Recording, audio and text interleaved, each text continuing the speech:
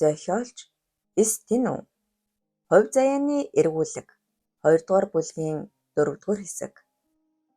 Сэтгэл зүрх нь хөөрн догдолж жигүүр ургах шиг болсон бэлэгт нисэх мэт гүйсээр зоригтын гадаа очоод тас хийдэл шүгэлдлээ.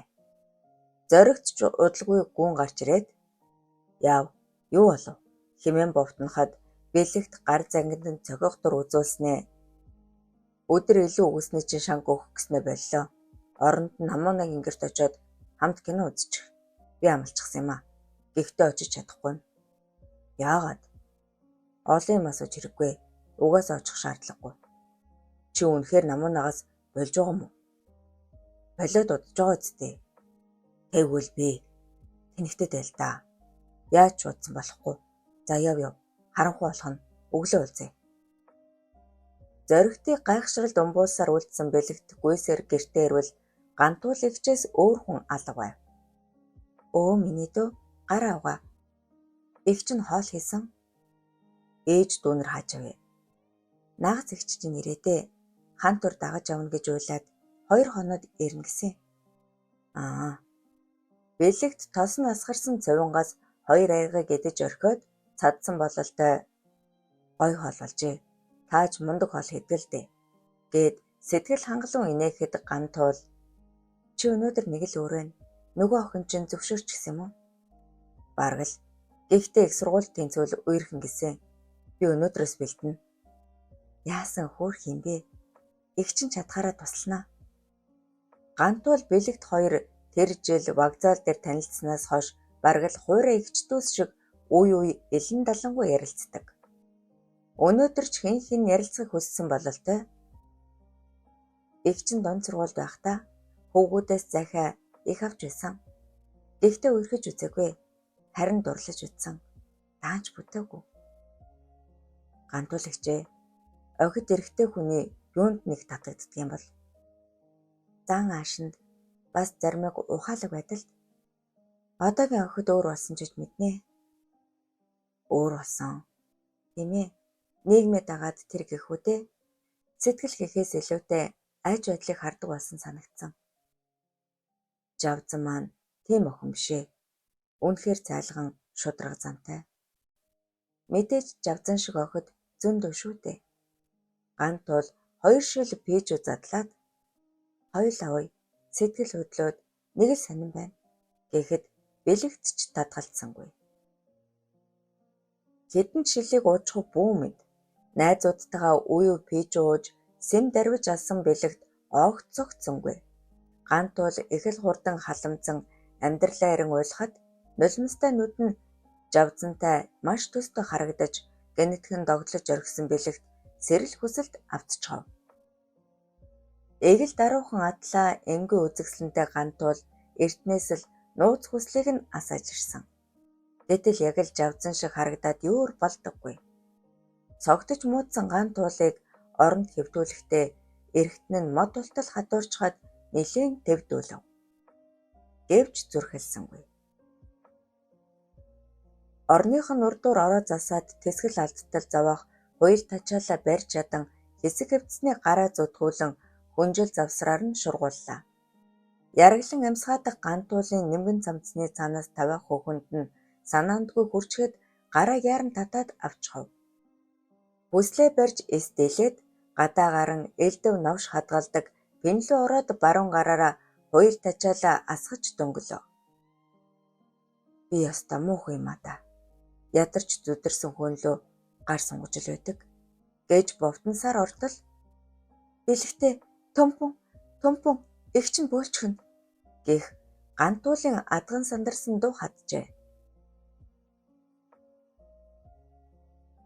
Их мөнгөний сураг сонссон цэнэ багш хүүхдийн ордны захирал олзодтой уулзан хэдэн төгрөг атгуулад дугуйлангаа эрт тараах зөвшөөрөл авч чаджээ. Би хаа царай зүс сайтай өсгөлүүн гойлог огтоос 10-ыг сонгон үлдээгээд багш нь тун дадаа санал хүлээж авсан. Юу гэхээр сонгуулийн сурчлаганд оролцож хөлсөнд нь боломж мөнгө авна. Ирэх хичээлийн жилд та хэд маань хувцас формын мөнгөнд санаа зовлтгүй боллоо.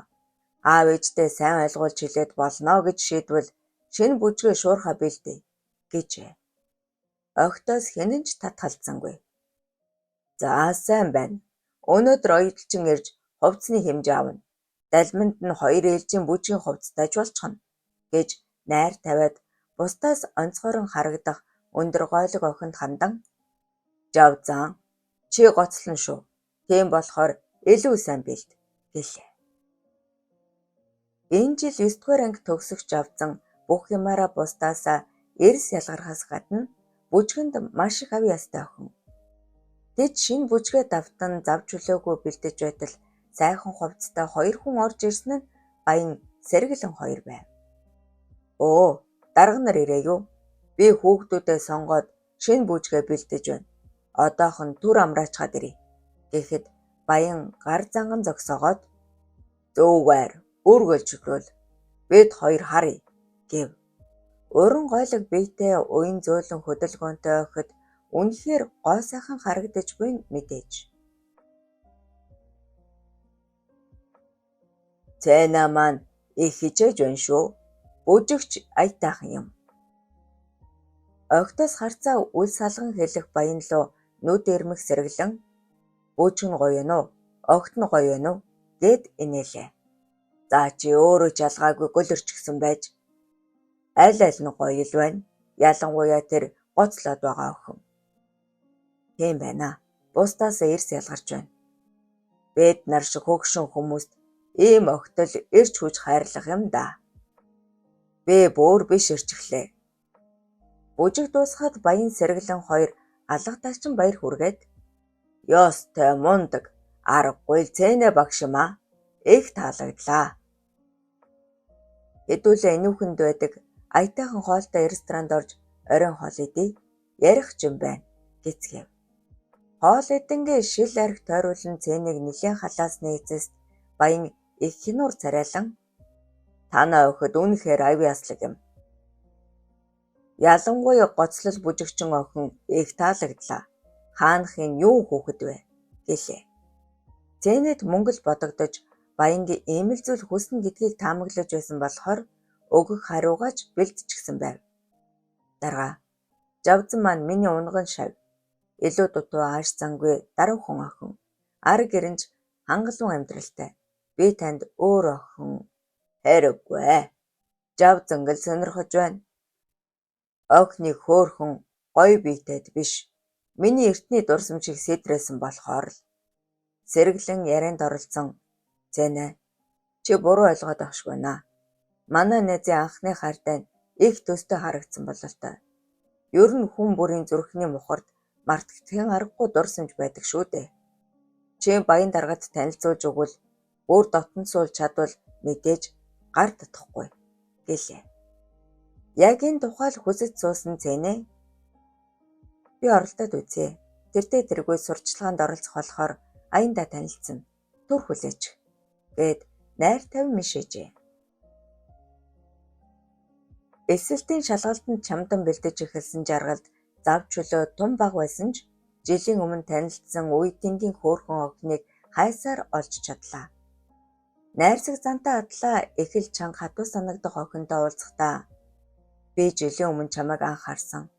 Тухайн үед зориг хүрээгүй болохоор танилцаж чадаагүй. Тэгээд зэрэг тавьчихсан. Өнгөрсөн 1 жилийн хугацаанд танилцаж чадаагүйдээ маш их харамсаж зөвхөн чамайг л бодож ирлээ" гэж зориглон хэлж орхилоо. Гэнтийн саналд балмагцсан охин чавх шиг улааснаа "Юу яриад байгаа юм бэ? Цүл пал хийгээд л. Гэхдээ би найз залуутай штэ. Чи жилийн өмнө зориглох хойч те" гэж шивнэв. Нээрэл жилийн өмнө зориглох хойч. Урам хугарсан жаргал дуалдан чимээгүй болоход өнөөх охин "Юунд урваагаа вэ? Хоёулаа ядаж танилцъя л да. Намайг Цэнгүүжин гэдэг." Сунгасан гарнаас нь урам утаахан атгсан жаргал бүх биер нь жирсхийх мэдрэмж төрмөгц санд минь гараа татан аваад "Намайг жаргал гэдэг. Танилцсандаа баяртай байна" гэлээ. Чимээ алдарч орхисон жаргалын байгаа байдал нь Цэнгүүжинд ч таалагдсан бололтой. "Хоёулаа жаахан салхилах уу? Гадаа үнэхээр гоё юм" гэд хацраа хонхойлгон инээд алдав. Дуртай. Гэхдээ найз залуу чинь харж болж Айгаад байгаа юм уу? Үгүй ээ. Чамд муу юм болвол би төвчгүй. Баатар ир ах нэ. Гэхдээ манай найз залуу амар зодоонч. Яах вэ? Хамт алхсныхаа төлөө зодуулсан ч бэлэн байна. Чиний ирээдүйд муу юм болох вэ л гэсэндээ. Тэдний яриа улмал сонирхолтой болж эхлэн нэг мэдэхэд хөтлөлцчихсэн алхаж явлаа. Чингүүжингийн шулганан ярих ярианд давтаж явсан жаргал санаа алдаад манай аав ээж хоёр бас асуулцчихсан.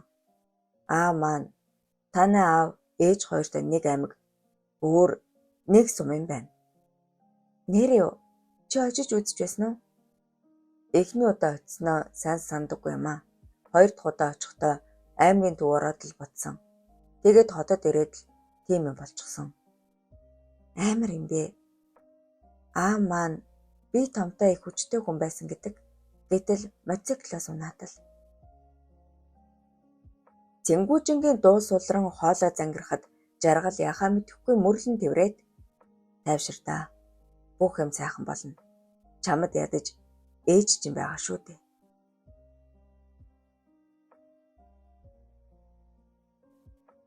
Тэр хүнийг би дурсгагч хүсэхгүй байна. Ах бид хоёрыг хаяа тавьчихсан шүү дээ. Ямар нэгэн учир байсан л бах. Үгүй аавыг амьд багт ч тэр хүнтэйгээ уулздаг байсан. Ах бид хоёр чихээ таглаад нүдэн анаад л өнгөрдөг өжлээ. Батгаар л гомдол төрх юм. Би шалгалтаа өгчгөөд завтаа олчихноо. Чи дургуутсахгүй бол аавдынхаа нутгаар явах уу? Цэнгүүжин элтэд сэргэн тэгэл да очлого зөндөө удаж. Харин найз залууч нь л би худлаа хэлсэн юм аа. Байсан бол юу гэдэл чамайг дагаад явж явах ээ. Жаргал сэтгэл хангалуун мишээгээд ямар гоё юм бэ? Тэгвэл хоёулаа өөрхөө гэж гуйлаа. Цэнгүүжин хэсэг дуугүй зогсноо. Би өөрийгөө их чанга гэж боддог. Үерхэх санал зөндөл ирдэг.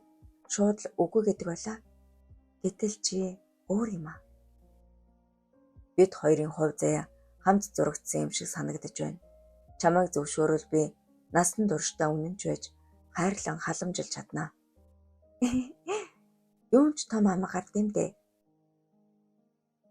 Дөнгөж танилцчихад чамайг мэддэг болоод би бүтэн жил болсон. Энэ ч урт хугацаа. Тийм ч юм уу? За би бодъё.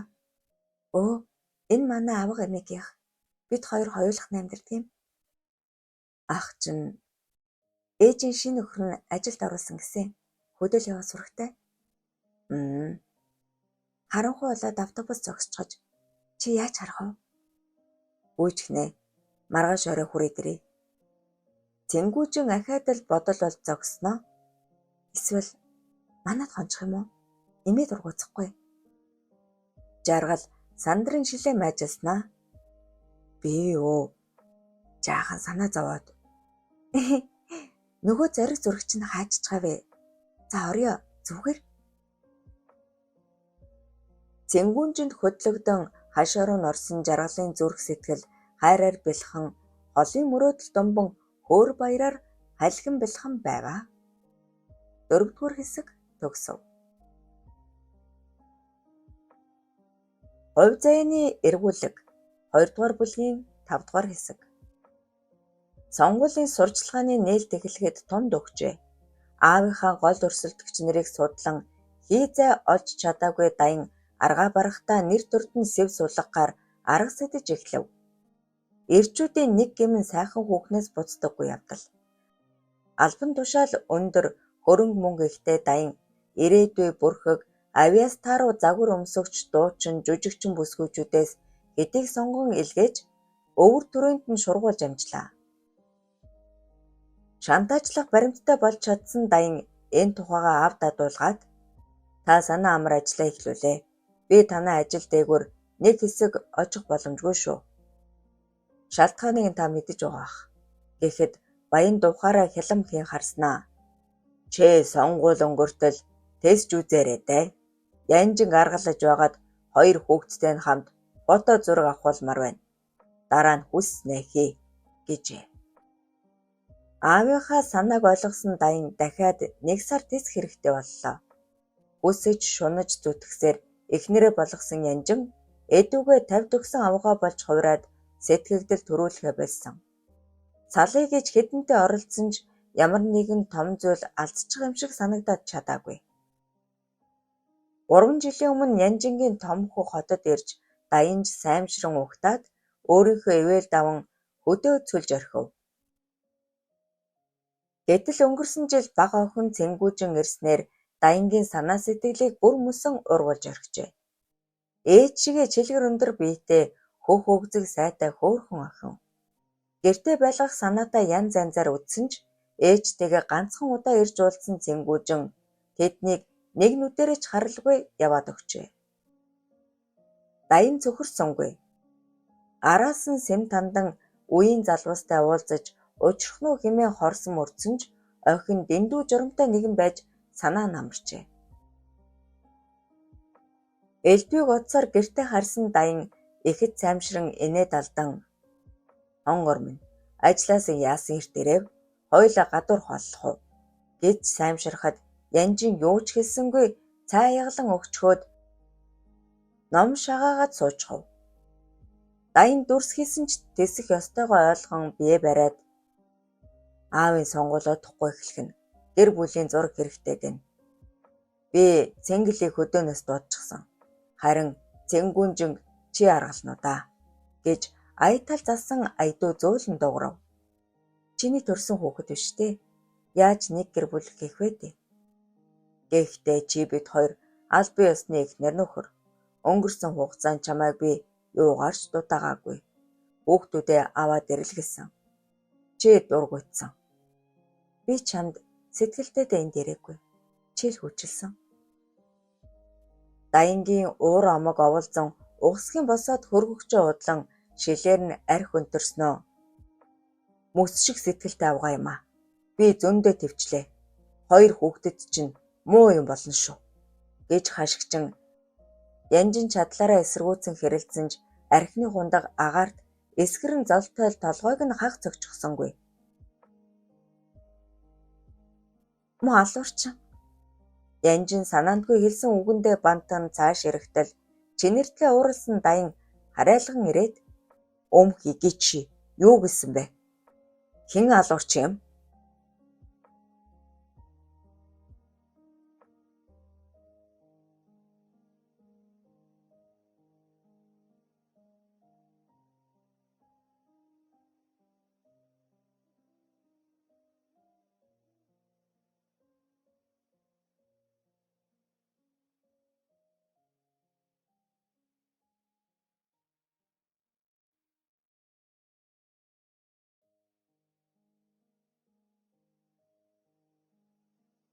Шөнжин талхиулж хонсон Янжин аргагүй эрхэнд охиноо ятгахаар авах эгчийнхээ гэрлөө өглөө эртлэн явлаа.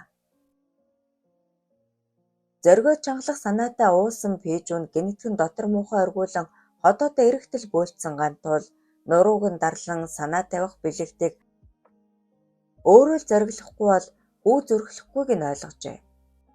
"Яах, арай хэдрүүлчихжээ" хэмээн үгэлсээр гэрлүү орохдоо бараг л нүцгэн байгаадаа оогт санаа зовсонгүй.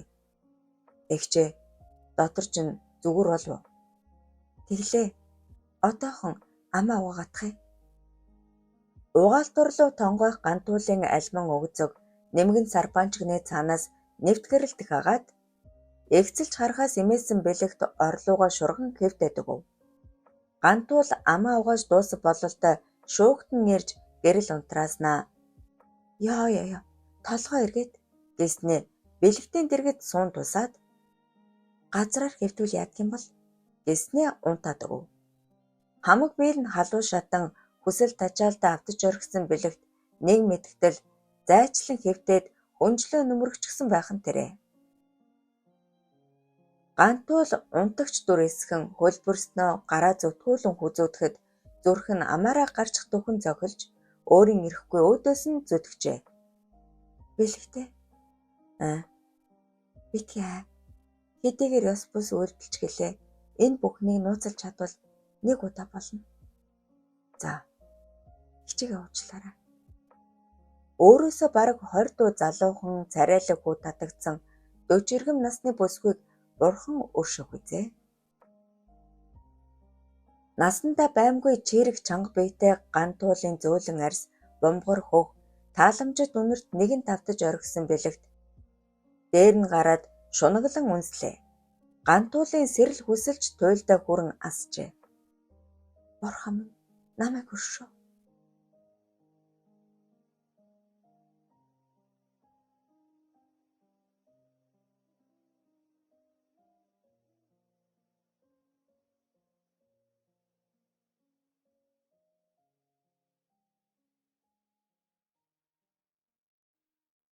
Намуунаатай хэд хэдэн удаа цэнгээд үзчихсэн бэлэгт биеэ суллан хянахаа мэддэг бололтой. Гантуул эгчийн хоолой жавзантай тун адилхан төдийгүй алхах гიშгэх аягалах нь хүртэл төстэй. Угаас ч сайхан эгч, сайхан ч эмэгтэй. Бэлэгт эрх биш эрх хүн гэсэндээ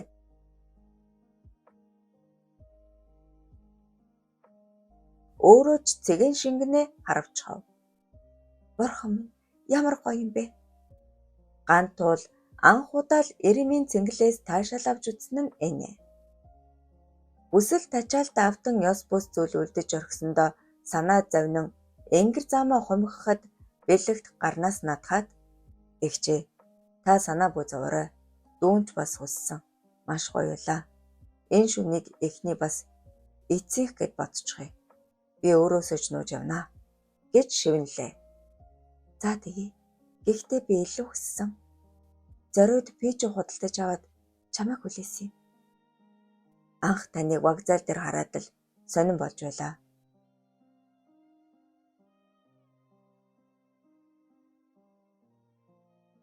Хаяахан төсөөлдөг. Наддаж буруу би. Хоёул нэг нэгнээ тайлхруулан орчлонгийн нууцхан цэнгэлд ахиад л мансууран өөд өдөөсөө зүтгэж арай илүү туршлагатай Гантуул энэ удаа эмэгчин барслуугаа аашлан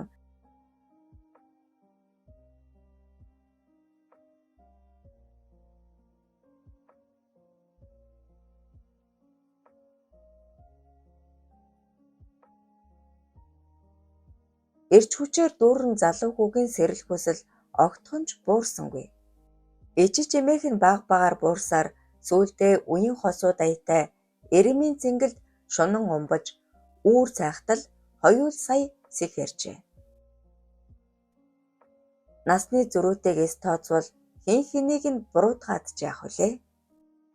Төрхөн зур дуг хийгээд сэрсэн Гантуул яран босоод цай чанан ойр зурын юм аялуулж дуусахад бэлэгт сэрчхөв. Игч нь ажилдаа явлаа. Чи хичээлээ давт. Заах энэ тэрээр тэний тэрвгүй. Мөнгө олох ёстой. Хамт явъя. Өнөөдөр өнччгөө. Надад ботсон юм би. Бэлэгтийг арай хийж үлдээсэн Гантуул зах руу явсны дараахан зоригт уйхалчихсан орж ирээд халуун цайнд цовин дэвтэн өмглөх зураа. Заарах уу? Оройлоо. Гэд хахад цацхаад өө чи аяар л да. Би өнөөдөр гарахгүй. Шалгалтандаа бэлдэх ёстой. Ер нь хоёулаа хамт хичээлээ давтъя. Юу хичээл вэ? Жаахан мөнгө олцоход сэхэдэндээ уулзсан шүү дээ. Би конкурс дуустал заах гарахгүй. Хүнд амлчихсан. Хинд? Гантуул эгч дөө. Тийм ээ. Бас жавзанд. Зоригт ямар нэг юм хэлэх гэж буй аятай хэдэнтэй амаа ангалзуулснаа. Тэгвэл би гарлаа. Орой уулзъя. Гэд босоход бэлэгт тэмүүлэн мөнгө олсон байх. Өнөөдөр өнжий. Алив асуу. Хичээлээ давтъя.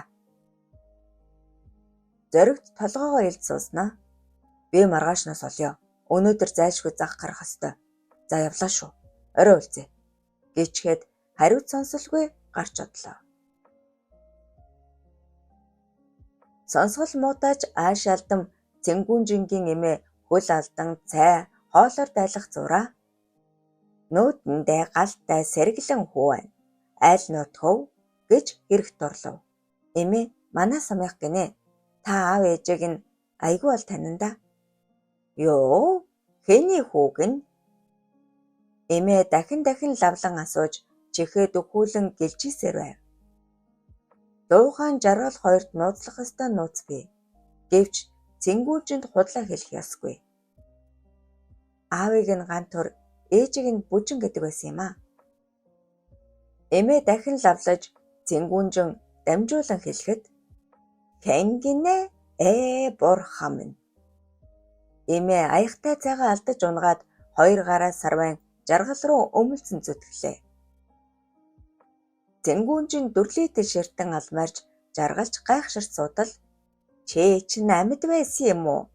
Одоо харсан чинь яг аав юм аа. Аль хүү минь үнсээ." Жаргал булзаж бултаж чадсангүй. Өнгөрсөн бүхний нэгэд нэгэнгүй ярьж энэ бүхнийг нууцлах ёстойгоо хэлэхэд цэнгүүнжин асгартал мэлмрүүлэн эмээж өмөлзөн уйлсаар байлаа. Аав чинь яг миний насан дээрээ манад хэд хонсон. Мончиг сайхан хүү байсан шүү. Төлөв дараа үнэн шудраг өрөвчцөөлн зантай. Би өвчилж ав юу гэж зөндөө бодсон ч зүрхлээгүй. Аавыг минь сайн таних хүнтэй уулзаад сэтгэлээ онгойлгочихлоо. Энэ бүхнийг 13 жил нууцлж дүү бид хоёр өөр нэртэй өөр авахтай явсан шүү дээ. Цаашид ч нууцлах ёстой. Эмээ нам чанга шүү. Санаа бүүзав. Би бодохдоо хэдийн тагнуулал хорлсон гэж ойлгосон. Бэж гэжтэй. Хүмүүс л тэгж суурхыг сонссон юм. Аль түрүүнээс хойш асгартал уйлсаар суусан цэнгүүнжин нулимсаа арцаар жаргалд дөхөөд "Хаан дөрөө, би зөвшөөрч байна. Өнөөдрөөс чиний найз охин болно" гэж шивнэлээ.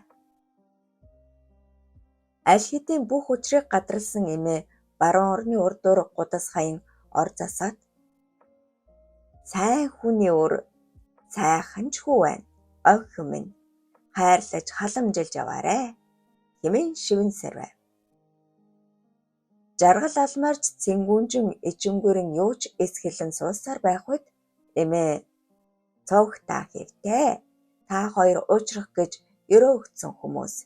Эмээний хизээж алдахгүй" гэж бувтнаад зүүн орон дээр хэвтмэгц гэрлээ унтрааж орхив.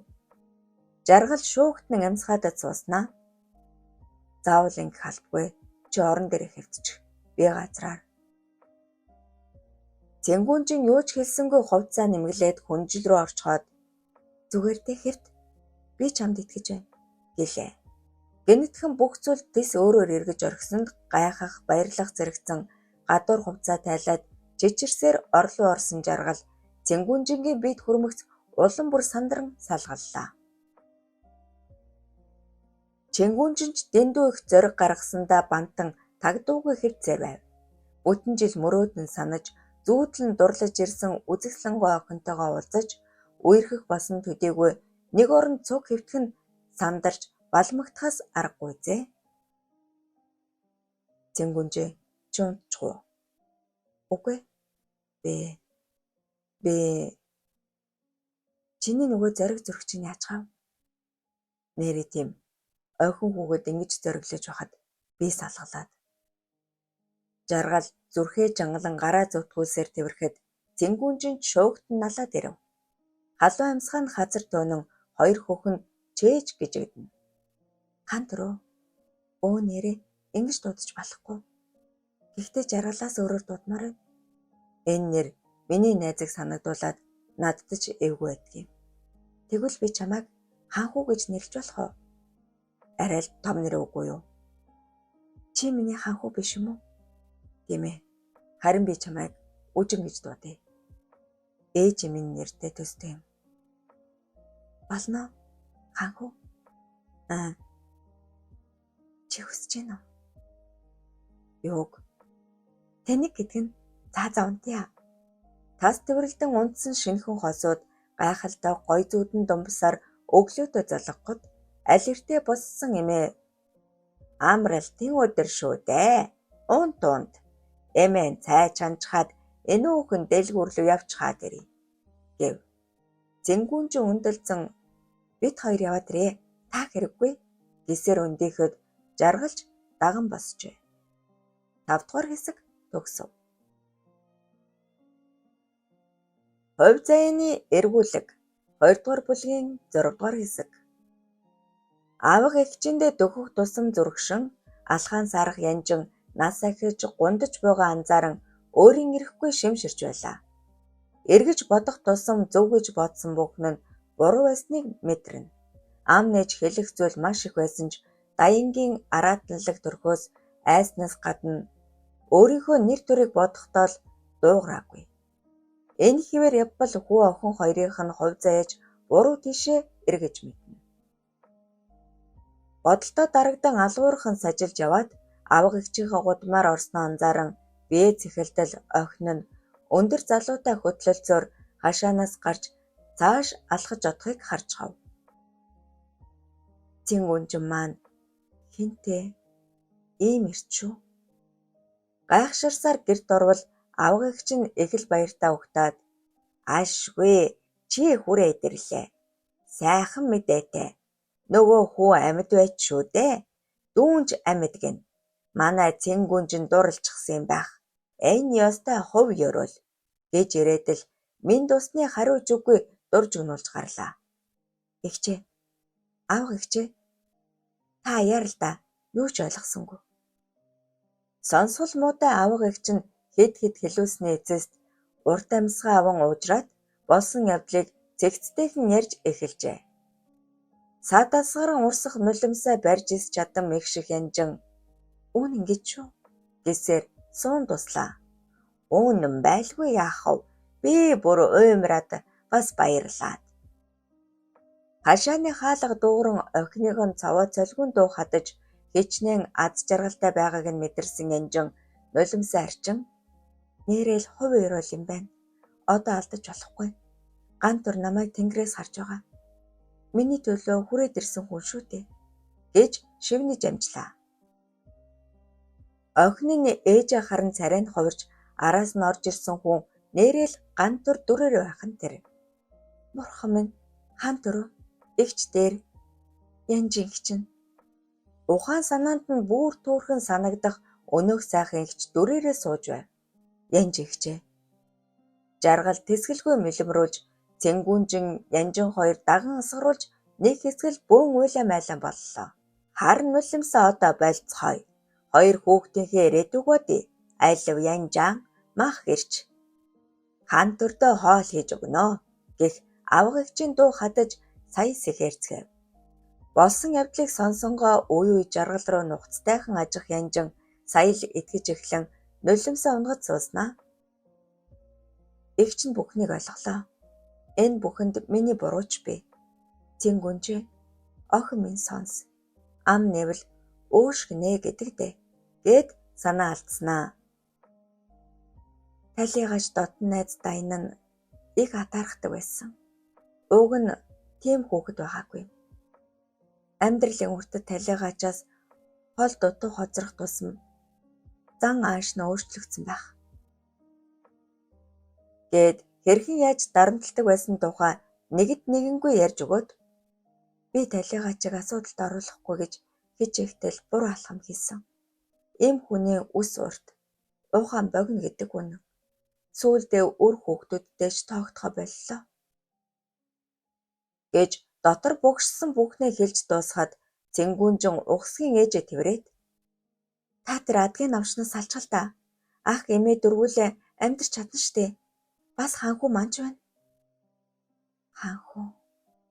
Цэнгүнжин ичингүүр морилцаад "Хантүр маань жаргал гэдэг нэртэй шүү дээ. Хантүрээр дуудаж болохгүйгээс хойш ханхүү гэж дуудахаар тохирсон юм. Та хоёр тийм ээ. Бид хоёр хосууд болсон. Хойшод бие биенээсээ салахгүй." Янжингийн царай гэгээ татан мишээгээд "Ээжд маш их таалагдж байна. Та хоёр чинь нэг нутгаас нэг голоос гаралтай хүүхдүүд. Би биенээ чинь сэтгэлээсээ хайрлаж яваарай" гэд Цэнгүнжин үнсээд жаргалыгч дуудан үнэрлжээ. "Янжин эгчээ, хэдүүлээ аавд очиж уулзах уу? Таны хэлсэн бүгдийг дуулгамаар байна. Аав ямар бодолтой байгааг сонсъё." "Хантүр минь, эгч нь харихгүй бол болохгүй. Даяангийн аав нь улсын хурлд нийт дэвшиж байгаа. Тэгээд л бид хэдтэй зураг авахулна гэд болдоггүй. Ээжээ, би л авахуулахгүй шүү. Ах чинь ирж байгаа. Сүүл чинь удаагүй. Жаргал анхааралтай сонсож сууснаа. Үгүй минь. Чи зураг авах болчих тэхүү. Эрх мэдэлтэй хүнээс одоохондоо болгоомжлие. Гэхэд цэнгүүжин уруу царайлсаар толгой төгчээ. Урд шөнийн явдал бодогдон өөрийгөө нэг буруутхан, нэг зөвтгөн суух бэлэгтийн ухаан санаа төвлөрч өгөхгүй нэг хэсэг тун их тавгайтав. Ээжээсээ хэдэн насаар дүү гантуул эгчийг бүр хэдэн жилийн өмнөөс сэм шохоргож эхэлсэн нь нууц биш. Тэр хүсэл нь гинэт биелэж тэсэж чадаагүйдээ ичин балмагдана. Найз охин асан намуунуудаа бодлон байрна нууцхан цэнгэхдээ чухам юу болоод өнгөрснийг бараг л сандаггүй лээ. Гэтэл урьдчилан үнэхээр гайхалтай гоё байсан.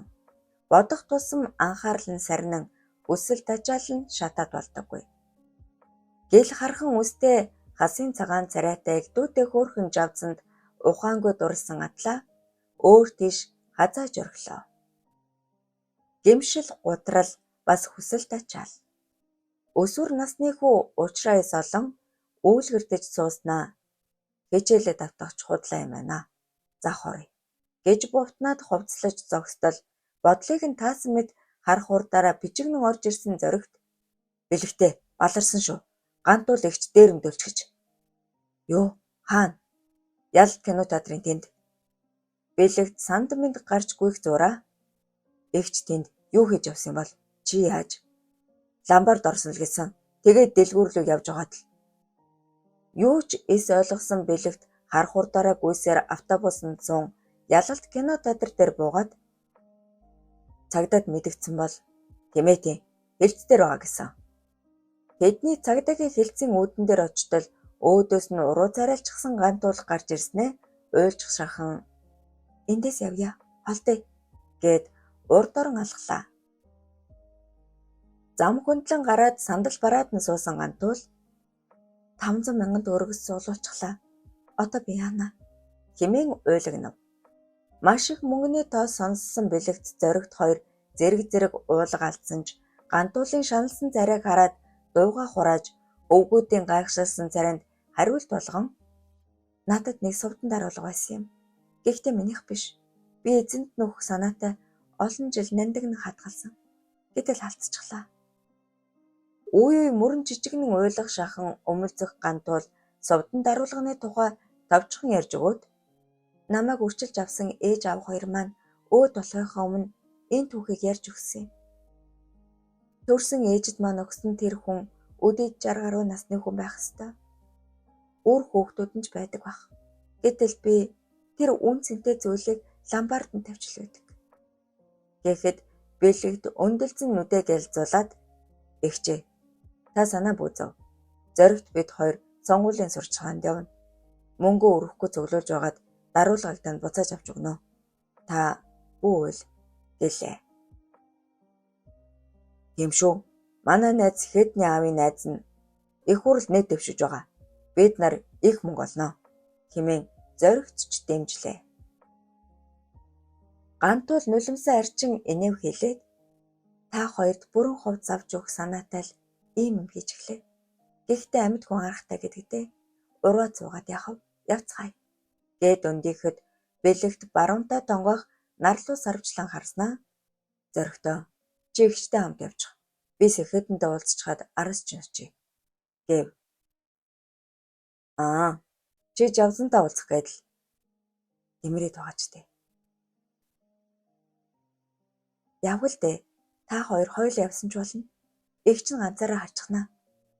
Бэлэгт нүдэн эрмэн гараа зангидан байж зоригтыг гантуул эгчтэй хамт автобусанд суулгаад өөрөө тасганы овроо хараалгалаа.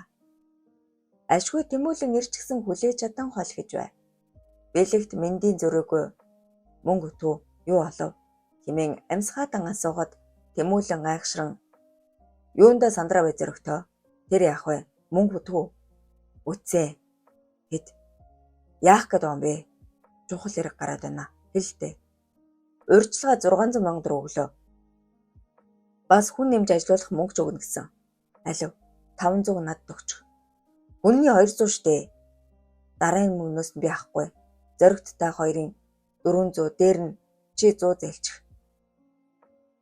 Тийм их мөнгө өгчхөө. Найз нь олоод өгнө. За. Гэхдээ надад байхгүй. Гэрд нуучихсан. Явъя, түргэл.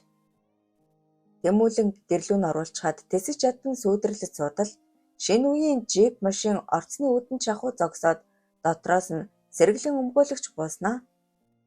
За баяртай хонгор минь, жолоочоо. Цэнийг гэрт нь үргээд өгөөрэй. Ичгээд нэг бүсгүй зүтгэн үнснээ уруулаа арцсаар орц руугаа орчихов.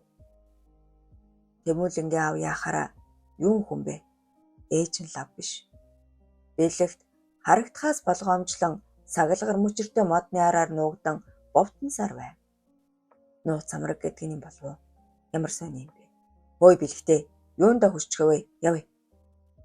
Тэмүүлэнгийн дуунд бонц хийтэл зочин хоёул ламбардны зүг хар хурдаараа гүйжээ.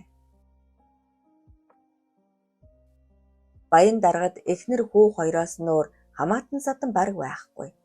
Эхнэрийнхээ ах トゥ нараас жирхэж зугтаж ирсэн ч сонгуульд эерэг оноо авах зорилгоор настай голдуу хүмүүсийг цуглуулж бяцхан цайллах хийлээ. Амьдрал амаргүй байсан болохоор ширээ дүүрэн эдээ будаа арх дарс харсан хүмүүсийн санаа сэтгэл зөөлрөн өргөнөө дэмжилгүй яхав дулмаагийн хэлснэр чингэлтэй дүүрэг шилжээд сонгогчийн бүртгэлд орчихсон шүү. Бид амьдсангүй. Гэхдээ сурчлагаанд идэвхтэй оролцсноо гэж дор бүрнэл тал засцгаав. Баянд тэдний санал сонирн биш. Гэр бүлийн сурчлагаандаа аятайхан сэтгэгдэл бичүүлэх хүсэлтэй. Та бүхэнд баярлалаа. Би ах トゥ та бүгдийг оруулсан зурагт хуудас бэлдэх бодолтой байгаа. Санаа оноогоо нэрлэхэлгүй хэлээрэй гэд хүн бүрт гарын бэлэг тараажээ. Ганц хүү дайн нь лелийн хоцорчилсан эрэхтэй эхнэр энжин болоод дагвар хүү цэнгэл охин цэнгүүжин нараа дагуулсан нь яг л сансан ёсоор том оноо авлаа. Хүүгээ чухам юу сонирхох болсныг сайн мэдэх баян ээжийнхээ залуу насыг санагдуулам дэндүү гоо үзэсгэлэндээ цэнгүүжин лөө ялам хийж суухдаа энэ охиныг л хүлээгээд янжинтай зууралдаад байж дээ.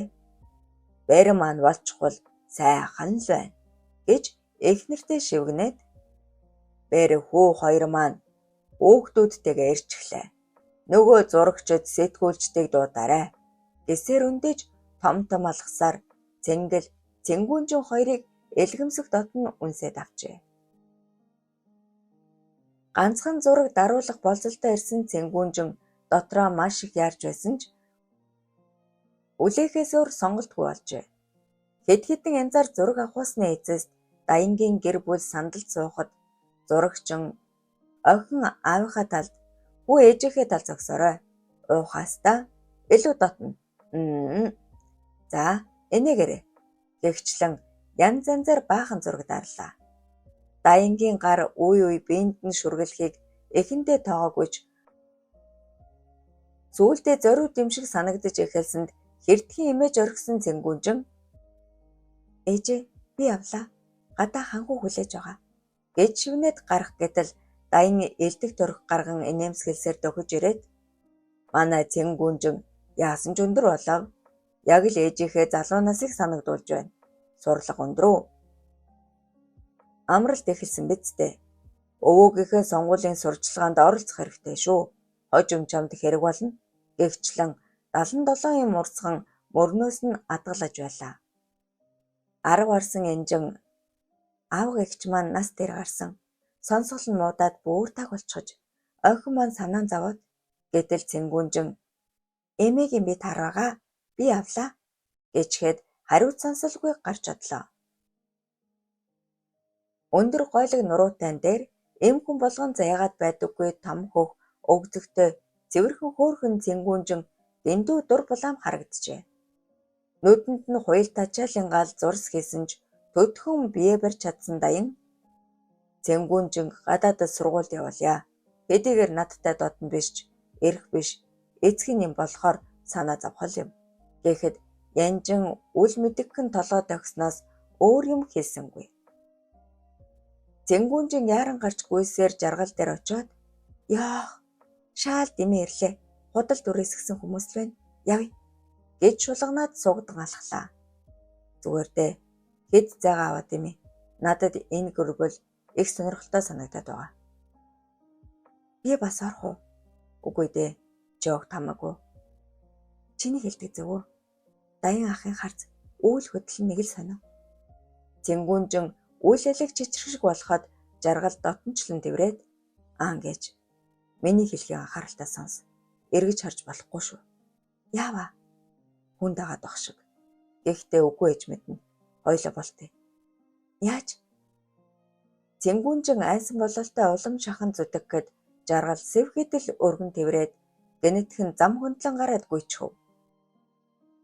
Яг ажил тарах үед хөдөлгөөн ихтэй байсан нь завшаан болж бөөн дууд тохион дунд машинуудыг сурмаг сүлжингүйсээр эсрэг талын байр руу ороод шатаар өгсөөр дээд давхарт гармагц чимээ чагнан зогслоо. Хэн? Орцны хаалга жахран дүнгэр ярилцаар шатаар өгсөх хөлийн чимээ дуулдахад Цэнгүүнжин бие хуран жаргалд улам шахан наалджээ. 6 дугаар хэсэг төгсөв. Хувь заяаны эргүүлэг 2 дугаар бүлгийн 7 дугаар хэсэг. Сонгуулийн бэлтгэл ажил бүрэн ханжээ. Чадварлаг сэтгүүлч зурагчдыг хөөслөн ах トゥ хамаатан садан бэр ач нэрийг оруулсан баялаг намтартай түүх бэлдэж бяцхан цомог гаргахад бэлэн боллоо. Бүтэн өдөр шахам хиймэл дүрсгэд суусан баян хүмүүсийг тарж одмогц мөн кармагцал ааш зан өөрчлөгдөхийн харвуу. Дотроо бол бидэнд дургүй л байгаа. Ер нь бол бидэнд хань болох хүмүүс биш. Гэхэд даян толгой дохиод ээжийн хамаатнууд ихэнх нь хөдөөнийх. Сонгуул нэмэр болохгүй. Сурдчилгаанд ч өөддөө явж чадахгүй. Тэгснээс овсгоотой сэргэлэн оюутан залуусыг хөөсөөсөн дээр. Хайр үнэн. Сэргэлэнгийн хүү Тэмүүлэн 2 найзтайгаа сонгуульд ухуулгачаар орох болсон. Найзууд нь Чингэлтэй дүргийн унган эргэд аав ээж ах дүүгэж татна үз. Бас нээлт хаалтан дээр ардын бүжгэн үзүүлбэр үзүүлэхээр бэлдэж байгаа. Зөв санаа байна. Сайн дуучдаас ч оролцуулах хэрэгтэй. Энгэхэд чи янжингаас салхаар шийдсэн хിവэрээ юу? Аль эртэл шийдсэн. Тэгээд Цэнгүүнжинтэй л завхарсан юм ярихын өөр хүн олдохгүй байна уу? Аваа, энэ асуудлыг би өөрөө мэдээж шийдчихье. Танд ямар ч төвөг удахгүй. Тэгжэл найдаа. За би явлаа. Дараа уулзъя. Ярианы сэдв өөр тийшээ хазаасан тул үйлэлэг жирхэн гадагш харахад жолооч нь дасан уулзаад дарга охиныг алдчихжээ. Оо, яасан үнхээгүй юм бэ? Яаж тэрв? Нэг залуутай хамт байрны орц руу ороод гарч ирээгүй гин. Ямар байр? Залуусыг дууд очиж үзье. Цэнгүүнжинг дагах тушаал авсан 2 залуу булмалцсаар ирж машин цуухад ганц охин дагаад явчихж чадахгүй. Яатсан арчаагүй новшнууд вэ? Алив, тэр байраа заа. Гэж даян уурсаад гэр хор ололд авга эмээ гэхээс өөр газар очдөг үсттэй. Орц руу орохыг нь яг харсан уу? Гэхэд өнөөх залуус гэнэтгэл охины тэврээдгүй ч гэсэн хөдөлгөөн ихтэй байсныг ч хэлэхүү. Араас нэг дагаж ороход шатаар өгсөх чимээ гараад л тагуулчихсан. Нэг айл руу л орсон байх гэцгээв. Үйл таних залуугийн тухай сонссон даян маш их бухимдан уурлаж нүрээ чинрүүлж явсаар байрны гадаа очмогц орцоор дотгош орлоо. Дээд давхар хүртэл шалгаж үтсэн даян толгоогоо сэгсрээд та хоёр хардаа энэ гээд дээвэр рүү гардаг шат нээлхийг харуулад юу болсныг ойлгов. Одоо яв. Гэртээ байгаа эсхийг нь ямар залуутай цуг явсныг нь өглөө гэхэд олж мэдээрэй. Хэмээн хаш гэрчээ. Хор шарн багтаж ядан бухимдсан даян тэр даруй гэртээ хараад охин чинь хүн амьтандаа үерхдэг юм уу? Сонгуул дуустал элдв юмд орооцолдохгүй байгаасаа билээ дээ. Чамд мэдсэн юм байна уу? Гэж тулган асуухад янжин мөрөө хавчаад насанд хүрсэн хүүхдээ би яаж мэдэх вэ? Байн хамт байдаг ч биш. Хэмээн хээвнийг хариулжээ. Янжингийн хэнэггүй хэнцэр байдал даян улам бүр эгдүүцүүлсэн ч бие барьж чадав. Би санаа зовсондоо л дэсээр урагш шалхан харцнаас нь яг л цэнгүүнжин нэвт үзэгдэх янжинг тачаатан дэврээд чи улам бүрл сайхан болоод байна хэмээн айхлан өглөх зураа хувцсыг нь таажиж эхлэв. Энэ новш үнэр авчих ч дээ. Хантур цэнгүүжин хоёрт анхааруулах ёстой. Муу юм болох вэ? Хэмээн санаан зовниж асан янжин эсэргүүцэх тэнхэлгүй орон дээр унлаа.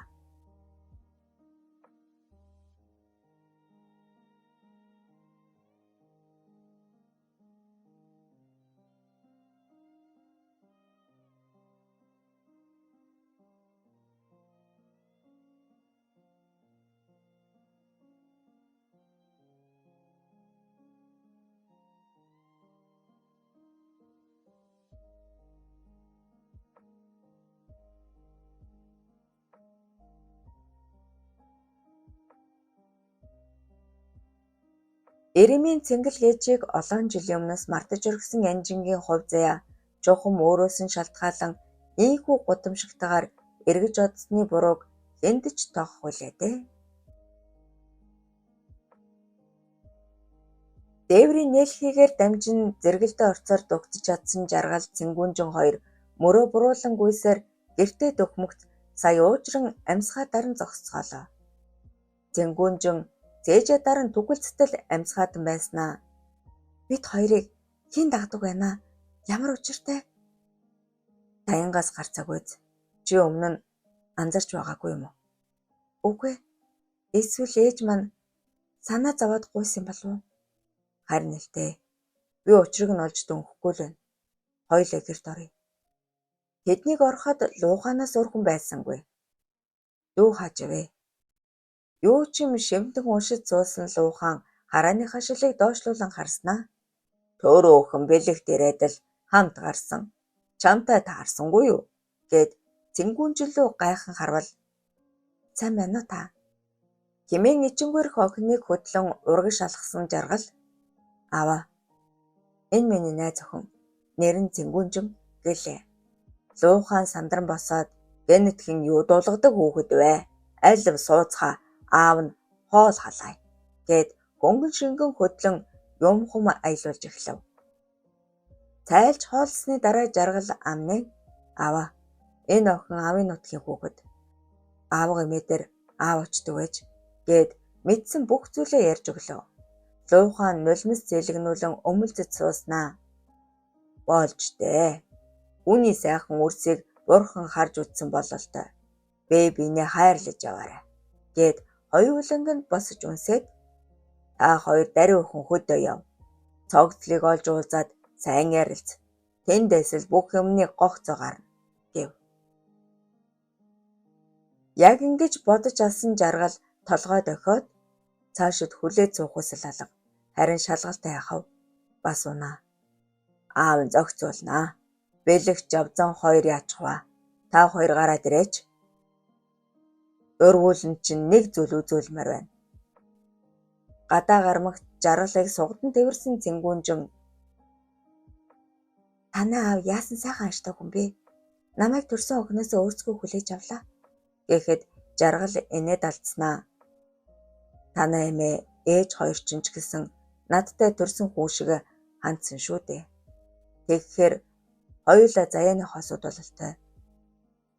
Зөнгөөрөө бие рүүгээ зүтгэсэн залуус тас тэмрэлдэн үнсэлцэж зогсдол хаалга дугран бэлэгт жавзан хоёр орж ирэх нь шонгийн гэрэлд тодхон харагджээ.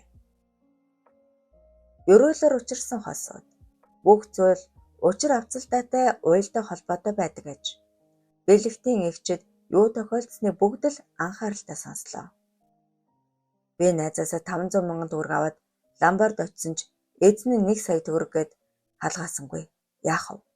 Хэмээх бэлэгтийг тун анхааралтай сонсож суусан Луухан. Эгч чинь хэд орчим насны хүн бэ? Чи хаана яаж танилцсанаа тодорхой ярьж өгөөч гэж шалгав. Бэлэгт бүгдийг ярьж өгөөд гантуул эгчийг үрчилж авсан ээж аав хоёр нь сувдан даруулганы тухай бүдэг бодог юм хэлсэн гинлээ. Бас төрсөн ах нь гантур гэж хүн байдаг шүү. Олж уулзаарай. Чи юу гэсэн бэ? Гантур гэсэн үү?